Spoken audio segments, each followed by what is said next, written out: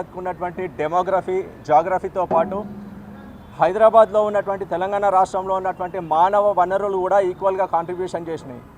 అట్లాంటి మన హ్యూమన్ రిసోర్సెస్ని ఈరోజు ఇంత డిగ్రేడ్ చేసి ముఖ్యమంత్రి హోదాలో ఉన్నటువంటి రేవంత్ రెడ్డి గారు మాట్లాడడాన్ని అందరం కూడా తీవ్రంగా ఖండిస్తూ ఉన్నాము.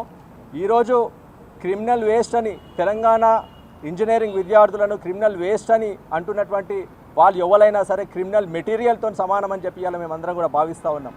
ఈరోజు తెలంగాణ ఇంజనీరింగ్ విద్యార్థులందరూ కూడా వాళ్ళకి స్కిల్ లేదు అనేటువంటి మాట వెనకాల ఈరోజు రేవంత్ రెడ్డి గారు ఫ్యూచర్ సిటీలో నిర్మిస్తున్నటువంటి స్కిల్ యూనివర్సిటీని ప్రమోట్ చేసేటువంటి ఆ ఆలోచన ఆ వ్యూహం దాగి ఉందని చెప్పి అందరూ కూడా గుర్తించాలని చెప్పి సందర్భంగా మనవి చేస్తూ ఉన్నాం.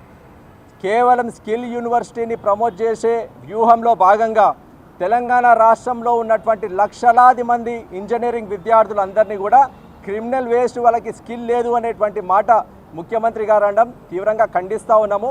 గత 10 సంవత్సరాలలో 2014లో తెలంగాణ రాష్ట్రంలో 2,70,000 ఉన్నటువంటి ఐటీ ఉద్యోగుల సంఖ్య 2023కు వచ్చేసరికి బీఆర్ఎస్ ప్రభుత్వ 10 సంవత్సరాల హయాంలో 9,47,000కి పెరిగింది. అంటే ఈరోజు తెలంగాణ రాష్ట్రంలో ఉన్నటువంటి ఇంజనీరింగ్ గ్రాడ్యుయేట్స్ పైన ప్రపంచ మేటి టెక్నాలజీ సంస్థలందరికీ కూడా ఉన్నటువంటి నమ్మకమే దీనికి నిదర్శనంగా మేము చెప్తా ఉన్నాం.